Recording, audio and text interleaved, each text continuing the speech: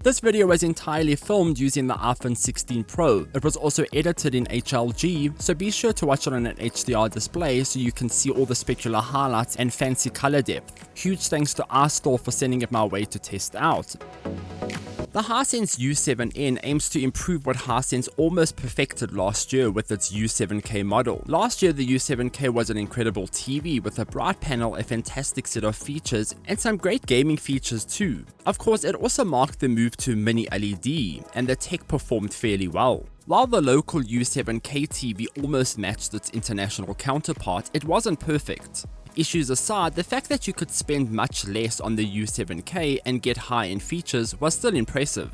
The Hisense U7N carries on that tradition with a feature-packed TV. This year's improvements are more modest than before. If you hide away the cool new stand and fiddle around with the TV panel alone, it will be hard to distinguish the difference between the two models. Before I dive into the nitty-gritty, let's get the pricing and panels out of the way. The Hisense U7N comes in 55-inch, 65-inch, 75-inch and 85-inch. It's priced at $14,999, $17,999, $24,999 and $34,999. However, I have already seen some retailers discounting the entire range. I spotted the 55-inch for $11,999 and the 65-inch for $14,999, the 75-inch for $22,999 and the 85-inch for $29,999.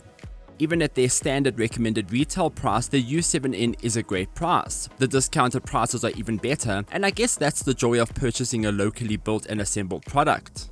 When it comes to the panel technology, the Hisense U7N includes a VIDAA panel across the 55 and 65-inch models. The 75-inch model includes an ADS Pro panel, which is a fancy named IPS panel. I'm not sure what panel the 85-inch model includes, but I gather it's also ADS Pro due to its size. These larger ADS Pro panels benefit larger TVs due to the improved color and viewing angles compared to VIDAA. Dimming zones on these TVs also span between 240 on the 55-inch, 384 on the 65-inch, 512 on the 75-inch, and I'm not entirely sure how many dimming zones are on the 85-inch model. Hisense also doesn't include any specs for these TVs on their website at all. Their site is just some retailer links and images. It would really be helpful if Hisense could perhaps brush up their website to include detailed specifications for these expensive products. I mean, even the most basic HDMI port specs aren't listed there. If you're buying a Hisense TV, you really need to go and search for all this information and hope that the retailer has accurately listed it all on their website. I just think the official Hisense website should have a specification page for these TVs that accurately details the dimming zones, panel types, speakers, etc., especially considering that there are still minor differences between the US and South African models. All that aside, the U7N sits between the U6N and the U8N. For many, this is the go-to model without looking at the higher-end Pro U8N, and without skimping on features by picking up the U6N. I've already done a full unboxing and setup of the TV, the link is in the description down below. But in short, the TV includes a cool new stand that comes with two metal legs that are attached to the bottom of the TV and covered by a plastic plate. I could not use the plastic plate on my setup because my Samsung Q990C soundbar blocked the infrared sensor on the TV. I did remove the plastic plate and it left just enough space for the remote to detect the sensor. But for those who are worried about the height of the TV, the sensor sits 5.5 centimeters above the legs. The plastic cover adds half a centimeter to the height of the legs, so if your soundbar is 6 centimeters thick, you won't be able to use the cover, and if it is 6.5 centimeters thick, not even removing the plastic cover will help, as the sensor will be blocked regardless. You might get away with moving the soundbar more to the front of the legs. It just means having to reach up and over the soundbar to access the IR sensor when using the remote. Keep in mind that you can also download the VIDAA mobile app that lets you completely control the TV using your phone. The legs included cable management grips on the back. One of my legs had a piece snapped off out of the box, but it still held the cables quite neatly. Overall, the Hisense U7N is a sexy looking TV. It is chunky in terms of its thickness. The Hisense logo is hidden on the left hand corner of the panel. There is a slight bit of wobble if you touch the TV, but nothing too worrying. Speaking of the panel, it is quite reflective, but it does handle its back-facing reflections quite well. The panel features a semi-gloss finish, and this helps reduce the shine that you'll usually get from back-facing windows and lights. The TV is pretty great in a bright room. The ports are pretty ordinary on the Hisense U7N. They are all on the left hand side. You get 4 HDMI ports, 2 of which are 4K 140Hz HDMI 2.1 ports, and 2 are 4K 60Hz. The eARC port is on HDMI 3, which is also 4K 144Hz HDMI 2.1. Hisense has not moved the eARC port on this model to HDMI 1 as the US model has. I really wish this was the case because it would free up an extra high-speed HDMI port. I find myself constantly swapping HDMI cables from my PS5 and my PC as a result. There are also 2 USB ports, one 2.0 port at the back and one 3.0 port on the side. You'll also get an RF tuner, AV combo port, digital audio out and LAN port. The TV is then powered by a kettle plug and the port is located on the right hand side. As for the TV remote, we aren't getting the pretty new silver remote with the backlight keys that you'll find on the American model. Hisense has thrown in the same old black remote, which has been around for 7 years now, I think. It really looks like the most generic remote ever made, and I wish the brand would try something new now. Considering how mainstream Bluetooth remotes are now, I do hope that Hisense adopts them on future TVs. It also gets away with having to point the remote at the TV all the time, and in this case dodge the soundbar.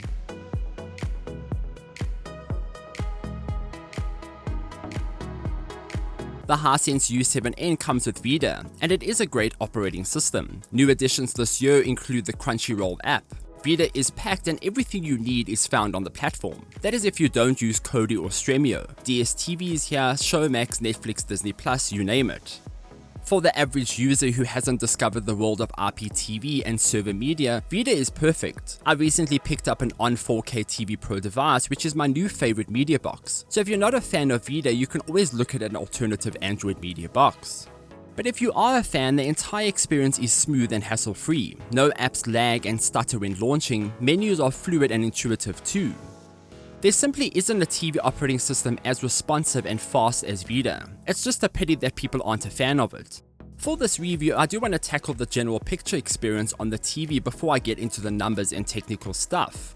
So viewing angle, brightness, dimming and all the frame rate talk comes later on. The VIDAA system powers the way you'll engage with this TV. This means menus are easy to get around and toggle through. Out of the box, the Hisense U7N does need some minor calibration. Backlight should be increased from 65 to 90 or 100, color to standard to avoid the blue-white, and of course you'll want to enable local dimming. The U7N comes with a new HDR enhancer mode that tries to turn SDR content into HDR content. It works quite well and pumps up the brightness and saturation on the SDR signal. Clarity and super resolution then act as the TV's upscaling features. These settings enhance low resolution content. I do watch a lot of Judge Judy and the show is quite old. Episode looked noticeably sharper, brighter and more vivid with these settings enabled. In short, the U7N works well with SDR content and upscales the content quite well too. For all those sports fans, the Hisense U7N handles its motion quite well. I disable all smoothing immediately on a TV and so should you. Motion smoothing is also best disabled when watching sports such as football to prevent ghosting. You might prefer to turn it down rather than disable it though. The custom mode also let me reduce the judder slightly, which does help with camera pans. But the motion handling on the TV is quite good. You won't notice any ghosting on fastballs as long as you tweak your motion settings. Gamers will also enjoy the Hisense U7N. The TV did have a local dimming bug where it would disable local dimming when you enabled VRR. Hisense has since fixed that bug in an update. Be sure to always install the latest TV updates by connecting to the internet to avoid having to deal with the same bugs.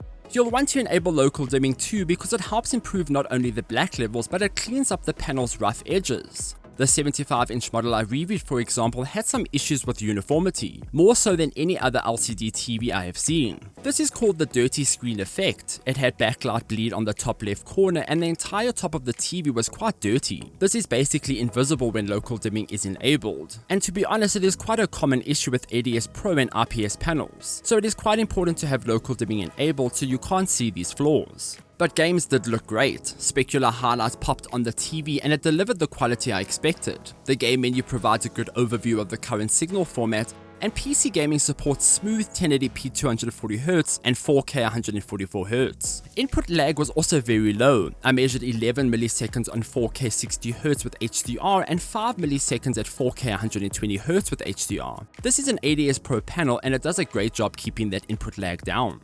Then there's blooming, dimming, and peak brightness. The Hisense U7N's panel is bright. Hisense advertises it as 1500 nits bright, and I measured 1300 nits in a 25% window, so not quite as bright as the advertised spec, but still very bright. Keep in mind that the advertised brightness on a TV usually relates to the highest measurement of nits that the TV maker has reached during testing. This is also usually done in a much smaller window.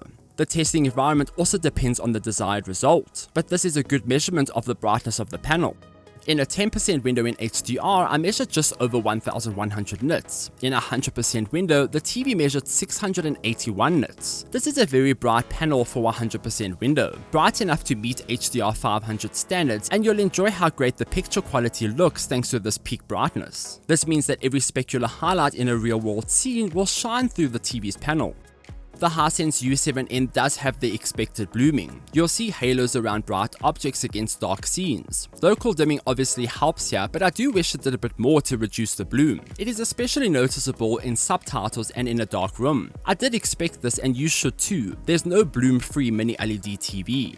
Where the Hisense U7N does shine the best is in a bright room. Ambient lighting makes a huge difference in eliminating the bloom and halo you'll see on the TV. During the day, the TV was spectacular. It is difficult to spot the blemishes. No joke, I had to quite often squint my eyes to try spot the clouding and halo effect on the TV. It is almost impossible to see the bloom when looking at this TV during the day.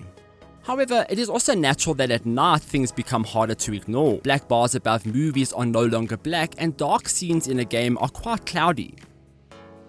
The ADS Pro panel does dim this very well, however. The bloom stems more from the glow let off by bright objects. Again, this is expected. All mini LED TVs have this downside, but the high peak brightness make up for this in this regard. I compared the bloom to my Sony Bravia. It isn't a mini LED TV, and the experience was pretty much the same though. While the bloom doesn't get as bright on the Bravia, content causes the same black bars to brighten and the dimming zones to cloud up the TV. The Hisense U7N is only more prominent because the mini LEDs are about double the brightness of the Bravia. Viewing angles on the TV are okay. At just 25 degrees off center, the panel does start to lose its color and clarity. Bloom is also increased from the side. There's definitely a sweet spot on this TV which provides the best image. As soon as you move to the side, things do start to degrade. This is also common with most LED TVs, but you'll want to keep this in mind for your sitting environment. Essentially, the U7N needs you to be within its panel viewing range. Anything else will diminish the picture. Once you find the sweet spots, the image quality is incredible and the blooming is easy to avoid.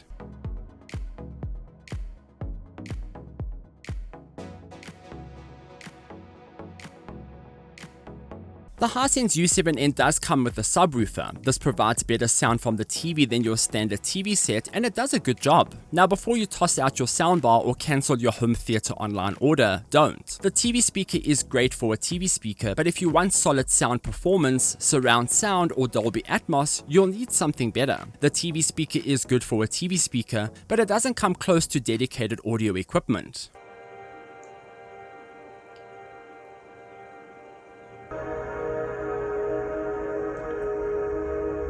Overall, the Hisense U7N is a solid TV with a decent panel. Daytime viewing is phenomenal. Blacks are rich and the panel's brightness creates a brilliant image. Everything you watch during the day looks absolutely incredible. In the dark, however, you will need to accept the downsides that come with all mini LED TVs. There is some blooming in darker content, it can't be avoided. But even then, the TV handles this all to the best it can. You'll also need to set your expectations here. You're getting a TV that comes with a very bright panel and some great features for much less than what you would usually spend from a competitor. That's the big sell here. For its asking price, the Hisense U7N is a no-brainer and one of the best TVs for gaming and entertainment. While it doesn't offer a substantial jump over last year's model, it is still one of the best displays on the market. I do highly recommend it. Even the differences compared to the US model are at a point now where, apart from VIDAA, these TVs are almost identical. Sure, the HDMI eARC port change is a bummer, but it isn't like we've been using TVs with two fully available HDMI 2.1 ports for the past decade anyway. We've survived up to now, and you'll probably be okay going forward. So those are my thoughts on the Hisense U7N. Are you looking to pick this TV up or have any questions? Let me know in the comments down below. I also have the Hisense U8N and U6N Pro reviews going up very soon, so be sure to stick around for those. As always, thanks for watching and visit glitch.online for more gaming tech news and reviews. Until next time, farewell.